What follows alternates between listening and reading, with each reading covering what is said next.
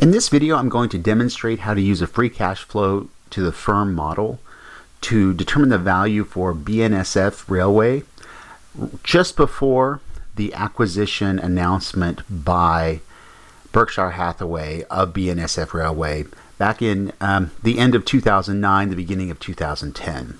On this page, I've got the information that you need to calculate the weighted average cost of capital for BNSF and also for Berkshire Hathaway using the terms of the acquisition included in their weighted average cost of capital calculation. So what we're going to do is we're going to value BNSF from the point of view of their investors, and then we're going to value the BNSF from the point of view of Berkshire Hathaway. And with that last valuation, we're going to solve for the expected growth rate for BNSF from Berkshire Hathaway based on the amount they paid for the firm. And so we've got the document here that has the information we need for the weighted average cost of capital calculation. And then we have a spreadsheet, or actually rather a workbook, that has the information provided for calculating the free cash flows to the firm. So that's what we're going to start with. On this first page, FCF estimates, we're going to calculate the free cash flow to the firm, or the FCFF, for Burlington Northern Santa Fe for the fiscal years 2006, 2007, 2008, and 2009. Remember, at this time, the economy was not doing well. We were in the midst of the Great Recession. The value of Burlington Northern Santa Fe, or BNSF, was down because of that. That it is a company that's heavily reliant on the economy for its profits and for its cash flows, and things just weren't moving very well at this time. So that's something to keep in mind when we talk about the growth rates later on. We're going to calculate the free cash flows to the firm here as the net income plus the non-cash charges plus the interest expense, and that interest expense multiplied by 1 minus the tax rate. So we've got our net income of $1.889 billion for the year. We're going to add in our depreciation and amortization. The other non-cash charges we would frequently include here are stock-based compensation. The firms are required to provide that information now for what the expenses of that stock-based compensation, but it doesn't really represent a cash outflow for the firm whenever they provide that to their executives. And then provision for losses. This is also a non-cash item.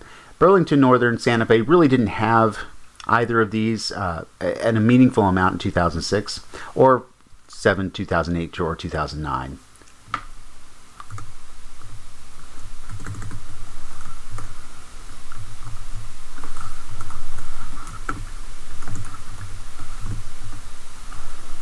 And finally, we have the interest expense minus multiplied by 1 minus the tax rate.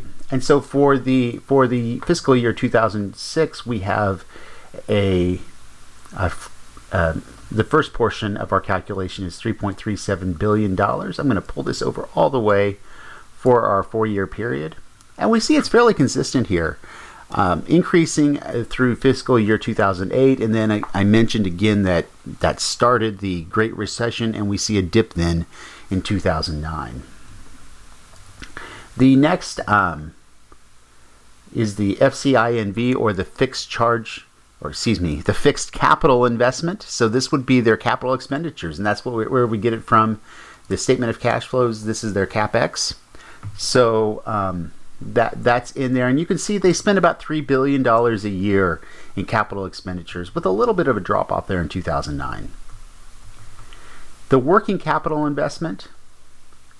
So here we're going to start down below to calculate our net working capital. Our net working capital is equal to our accounts receivable plus inventory minus accounts payable minus accrued expenses. And we see here it's negative. So essentially, and you can see it's really that accrued expenses that's really high for BNSF. BNSF is an older company. Their accrued expenses likely include things like wages for their employees, accrued wages. And so they're able to kind of get a free source of financing through especially those accrued expenses. So we're going to pull this across our net working capital across,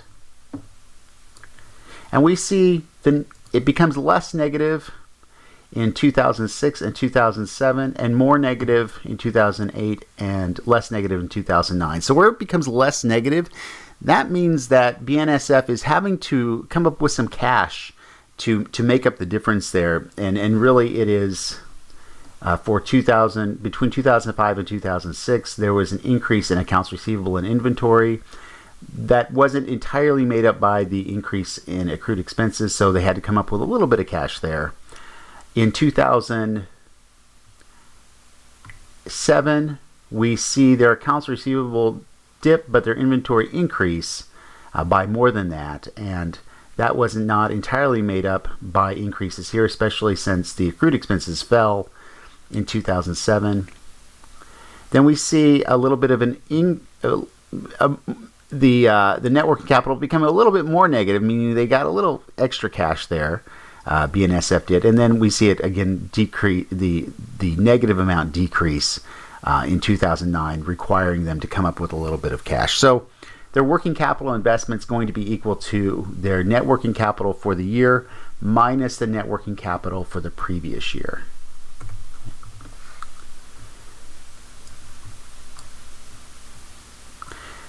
So our free cash flows to the firm look like this. They're equal to our net income plus the non-cash charges plus the interest expense multiplied by 1 minus the tax rate minus the fixed capital investment, because they need that to keep the company running. And you can see there it's pretty consistent year to year, minus the working capital investment. And for BNSF, this is not much every year. It's a small amount.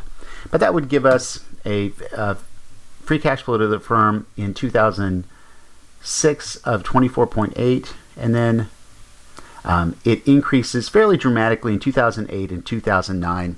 And let's kind of take a look at why that was happening. So if we look up here, for 2007 and 2008, the net income plus the non-cash charges plus the interest expense multiplied by 1 minus the tax rate was increasing. Okay. It decreased here, and again, that's likely because of the recession and a slowdown in the economy and a slowdown in the shipping. At the same time, between 2005 and 2006, they had a fairly dramatic increase in their fixed capital investment. So they had a big increase in the amount they were investing in their fixed capital, their equipment, their railroads, things like that. And then the working capital investment was positive in 2006, and so that gave us a lower value here for their FCFF. Kind of the same things were happening in 2007.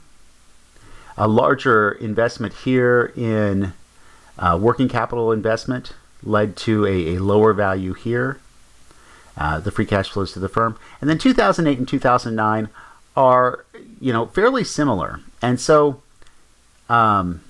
we see here that their net income plus non-cash charges plus the interest expense multiplied by 1 minus the tax rate, it grew by about $400 million between 2007 and 2008, and it dropped in 2009. But they were able to the increase in their fixed capital investment did not increase along with the line above up here, and they were able to decrease their investment from one year to the next to offset the decrease in the line above. So I feel pretty good about these numbers down at the bottom here, the 715 and the 727. The 727 and those two numbers there are kind of being reflective of the ongoing free cash flows to the firm for BNSF.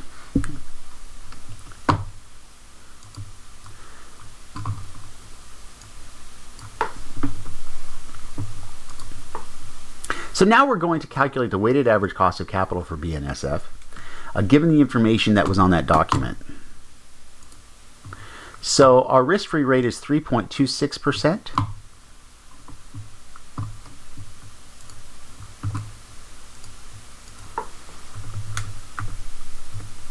The beta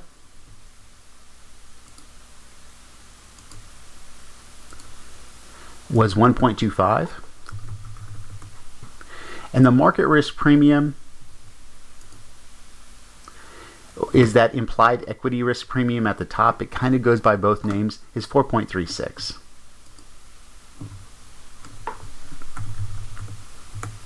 So the cost of equity using the security market line from the capital asset pricing model is the risk-free rate plus the beta, and that beta multiplied by the market risk premium or the equity risk premium. So our cost of equity for BNSF is 8.71%, and that kind of makes sense when you think about the average return for a stock being between 10 and 11% for the average risk stock. While BNSF does have a beta of 1.25, it is an older company, it's a railroad, so an investor, a stockholder, may require maybe a little bit lower rate of return than the average stock for this company. The cost of debt is the required rate of return on the firm's 10-year bonds. Usually that's what we'll use. And so what we have here is the yield to maturity on BNSF long-term debt. So that's what we use for their cost of debt, is 6.2%.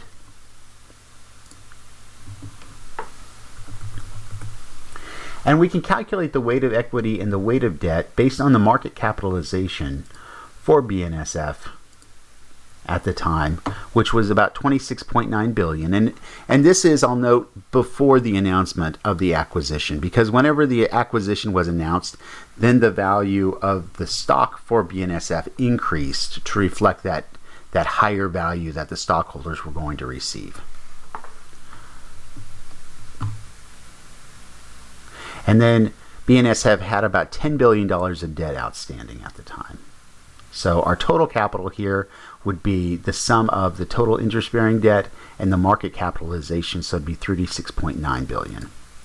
So I'm going to take the weight of equity is the $26.9 billion divided by the $36.9 billion, and again that $36.9 is the $26.9 plus the $10 billion worth of debt that the firm had.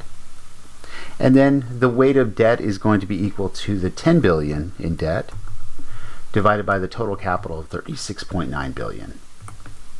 Okay. Those two numbers there should sum to 1. If they don't, there's a problem. And we'll just show that here. So those sum to 1, so I'm happy. The tax rate is 35%. So the estimated effective tax rate at the time was 35%. So I'll put 0.35 here. And so our weighted average cost of capital is going to be equal to the weight of debt multiplied by the cost of debt multiplied by, and in parentheses here, 1 minus the tax rate. Okay.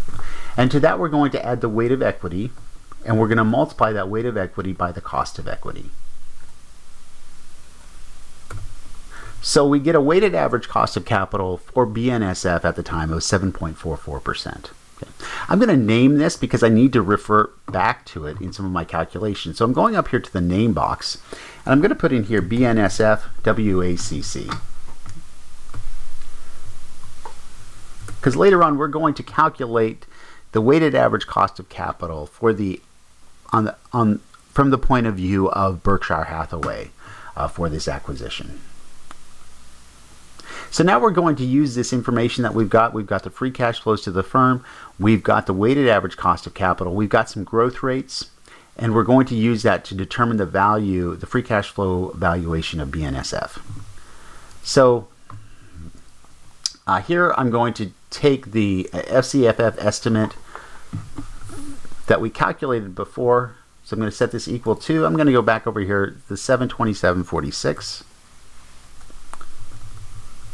We're going to put up here the 5-year growth rate and the long-term growth rate from our document. So we see that the 5-year growth rate is 14.4%, and the expected constant growth rate after 2014, so 5 years in advance, 4.25%. I'm sure that the calculations that the folks at Berkshire Hathaway did were a little more complicated than using a non-constant growth rate for 5 years and then a constant growth rate thereafter. But we're trying to estimate it in a kind of a timely manner here, so in a timely fashion. So we're using these growth rates. What you're going to see is that, and according to the news reports at the time, the folks at Berkshire Hathaway, especially Warren Buffett, felt that the market was undervaluing BNSF's potential growth in the future based on how hard the economy was hit, for the years leading up to the Great Recession and the Great Recession. Because sometimes we forget that leading up to the Great Recession in 2008 and 2009 and 2010 there, interest rates were high. And gas prices, fuel prices were high. So both of those things would have impacted BNSF pretty dramatically. And so he was betting on, Warren Buffett was betting on things turning around for BNSF. So we have 14.4% for the 5-year growth rate, 4.25% for the long-term growth rate after that 5-year increment. So I'm going to put in 0.144 here and 0.0425 here, and we can actually change the format here to make that look nicer.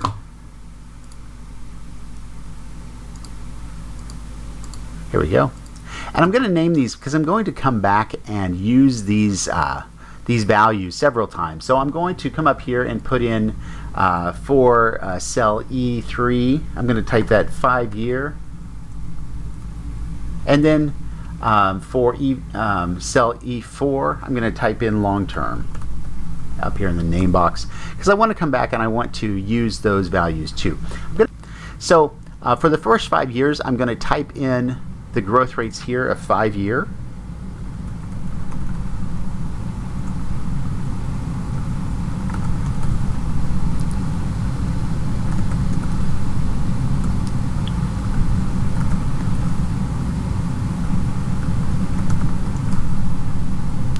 And then for the 6th year, I'm going to type in long-term because I'm going to use the long-term growth rate here. Okay. The free cash flow for the next year, so this would have been 2010,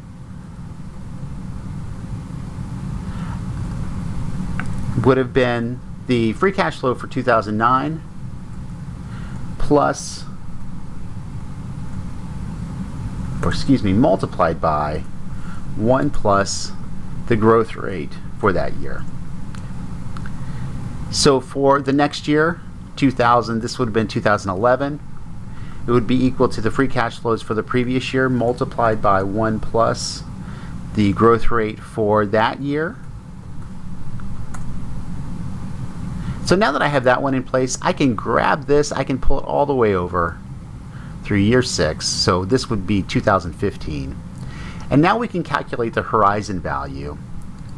So what I've got here is a label for horizon value. The horizon value, or the terminal value, takes place where the constant growth begins. And so that begins at the end of year 5. And so we're going to value the operations of BNSF at the end of year 5 or at the end of year 2014. And that's going to be equal to the free cash flows for the firm for the next year divided by the weighted average cost of capital. So here we're going to type in BNSF WACC, and we're going to subtract the long-term growth rate here. And that tells us that the expected value of operations for BNSF at the end of 2014 is $46 billion. So that's our horizon value here. I'm going to set it up here.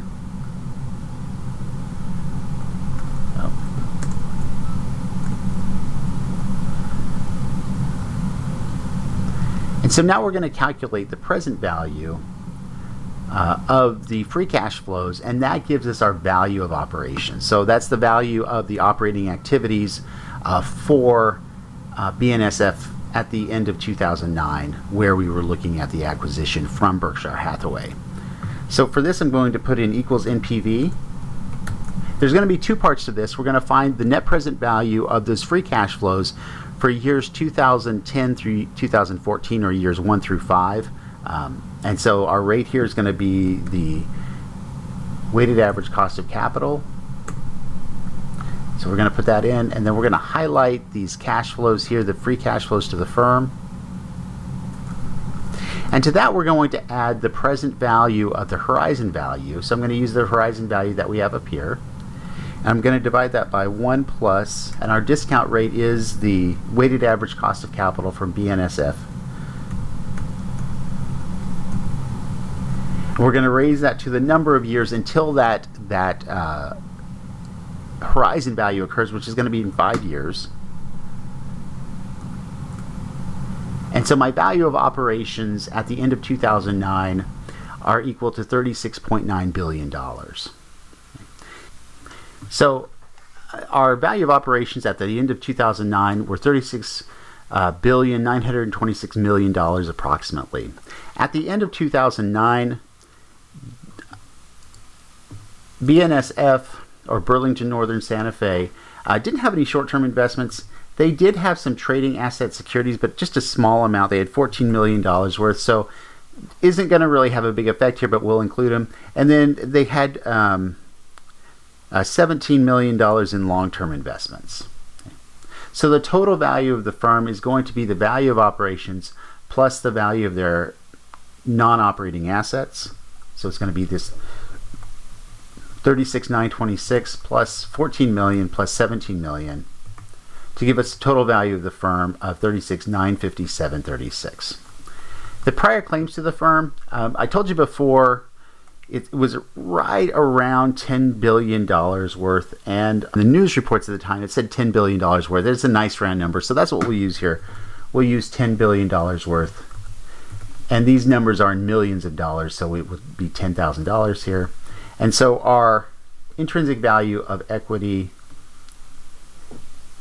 would be the total value of the firm minus the prior claims, or $26.957 billion. And that is very close to the market capitalization that we saw before in the document here of $26.9 billion. Okay. So now what we're going to do is move on to looking at the value from the point of view of Berkshire Hathaway.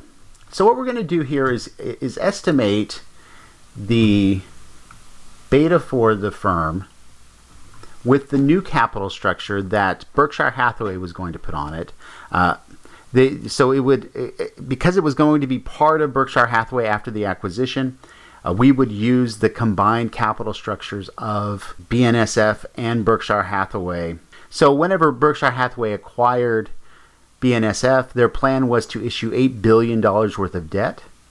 And as I mentioned before, BNSF had $10 billion worth of debt, which Berkshire Hathaway, as part of the acquisition, was going to assume. So they're taking on that $10 billion debt. Well, so they actually increased their debt, Berkshire Hathaway did, by $18 billion. And so that was a fairly substantial increase in debt for Berkshire Hathaway at the time. So what we're going to do here is we're going to use BNSF's beta, and we're going to unlever it using their information there. We're going to relever it using the new information. And so essentially the reason why we're doing this is that we are trying to get the best, most accurate cost of capital here. And in this case, we're looking at the riskiness of BNSF's assets to assign a cost of capital to it. So that's where we're starting with. And then we're going to then, use relever it using the asset beta, or that unlevered beta. Relever it using the debt to equity ratio for the new organization, and the tax rate, the different tax rate for Berkshire Hathaway compared to BNSF. So we're going to start here by unlevering the beta for BNSF. And so their beta was 1.25, and we want to use the information about BNSF to figure out what their beta would have been had BNSF not had any debt. And what we're going to do is unlever the beta and then we're going to relever the beta based on the new capital structure of the combined BNSF Berkshire Hathaway company and the new tax rate of Berkshire Hathaway. So here I'm going to take the original equity beta or levered beta for BNSF. I'm going to divide that by 1 plus 1 minus BNSF's tax rate, so that's 35%. And we're going to multiply that by the debt to equity for BNSF. So I'm going to go back here. Actually, I'll go out to the document. So they had debt of $10 billion and a market capitalization of $26.9 billion, and that's their equity value. So those are the values we'll use for our unlevering. So it's 10 divided by 26.9 billion. So that's what our Hamada equation looks like here. And so we get a beta right at 1. So the average market risk there. We're going to relever it now using the information for Berkshire Hathaway. So we're going to take our unlevered beta multiplied by 1 plus 1 minus the tax rate for Berkshire Hathaway, which was 30%. We're going to multiply that by the new debt to equity. And so let's look out here. Our weight of debt is 0.24. Our weight of equity is 0.76. So we'll use those values here.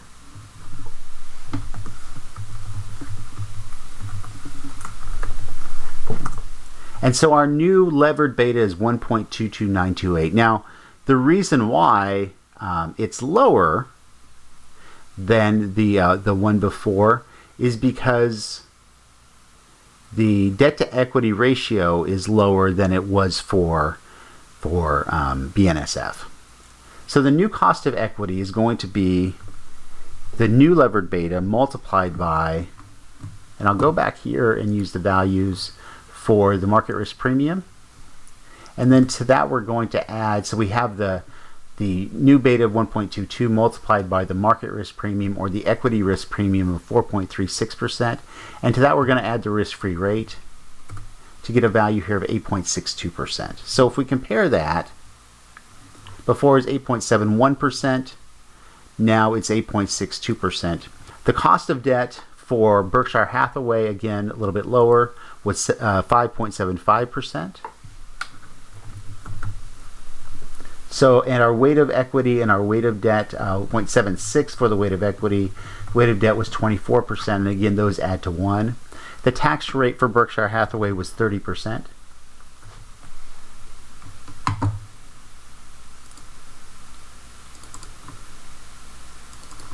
So the weighted average cost of capital is equal to the weight of equity multiplied by the new cost of equity plus the weight of debt multiplied by the cost of debt for Berkshire Hathaway multiplied by 1 minus the tax rate.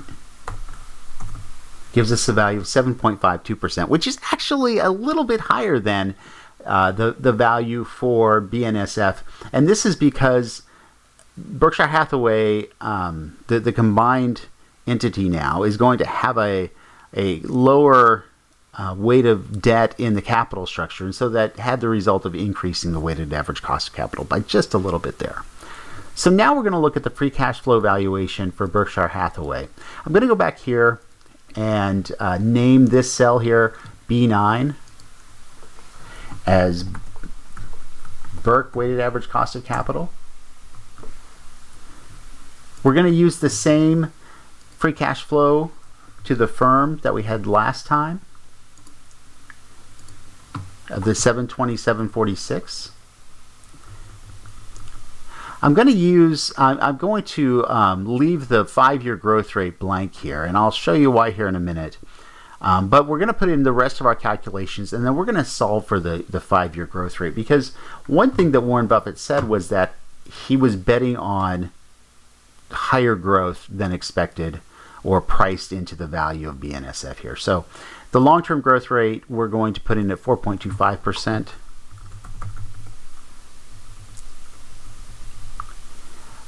And then I'm going to put in here, I'm going to name this one new 5-year. And then this one is the same as the one we had before, the long-term growth rate. So we don't need to actually name this. It's going to reference the 4.25% either way. So in year 6 here, which would be 2015, I'm going to put in equals long-term. And that gives us our 4.25% growth rate. And then I'm going to put in for years 1 through 5, the new 5-year.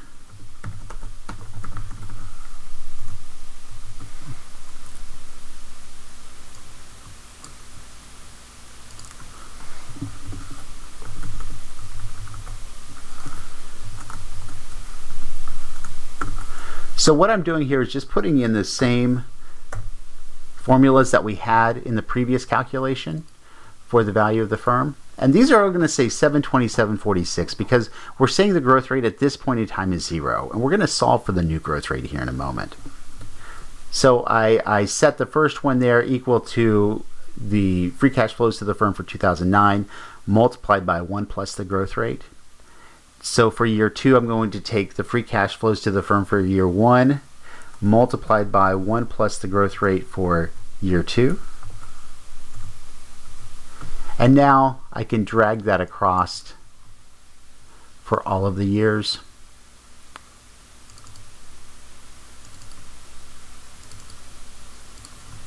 And then down here I'm going to put in equals, and so this is going to be our horizon value, equals the free cash flows to the firm for year 6 divided by the weighted average cost of capital for Berkshire Hathaway. So I'm going to put in BRK WACC minus our long-term growth rate.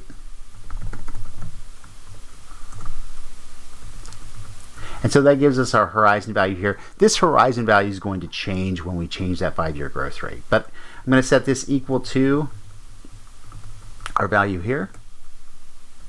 Our value of operations then is the present value of our free cash flows and the present value of that horizon value. We'll calculate it the same way we did before, equals NPV.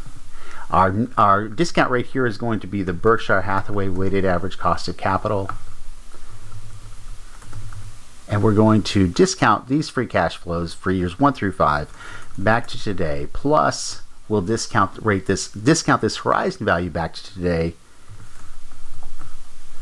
And in parentheses, I'm going to put 1 plus the Berkshire Hathaway weighted average cost of capital raised to the 5th power because we're discounting it back 5 years. Okay. So this value of operations is going to change.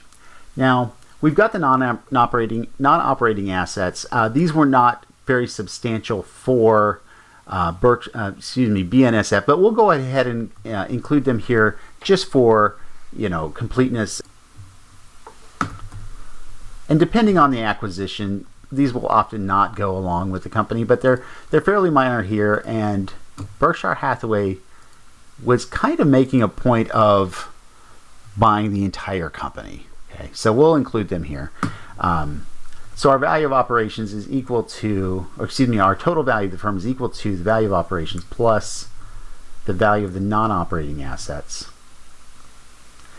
The prior claims on the firm and the firm's value, it's still going to be that $10 billion. And I'll explain why here in a minute. Even though Berkshire Hathaway was taking on $8 billion in debt to acquire BNSF, that was after they had made the offer.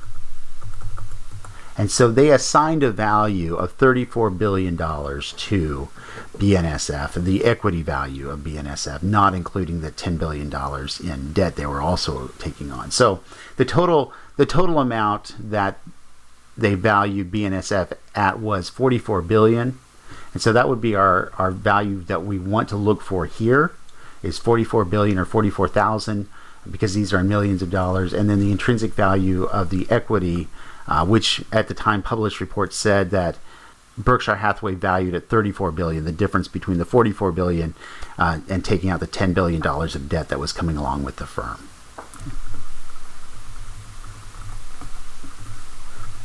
So now we're going to solve for that 5-year growth rate that Berkshire Hathaway expected for, at a minimum, okay, at a minimum for BNSF to make this, the value that they paid, make sense. So I'm going to put in here, I'm going to use Solver. So I'm going to go to Data and Solver, and we're solving for this 5-year growth rate that would have resulted in a valuation of $34,000 for the intrinsic value of the common equity for the firm. So we're going to set objective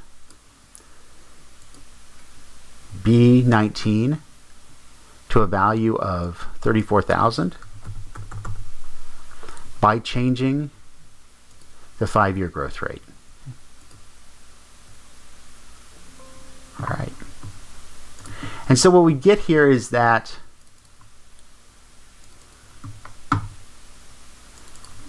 the growth rate, approximate growth rate at a minimum that Berkshire Hathaway was assigning to BNSF was 19.24% on average for the next 5 years. If we're looking at it from a model of a high growth rate for 5 years and then a more normalized long-term growth rate after that, which really did kind of happen if you look at what eventually happened with this acquisition. It ended up being a good acquisition for Berkshire Hathaway. I think in the long run they saw that. And the BNSF did have actually a fairly high free cash flows to the firm in the years following, because for the reasons that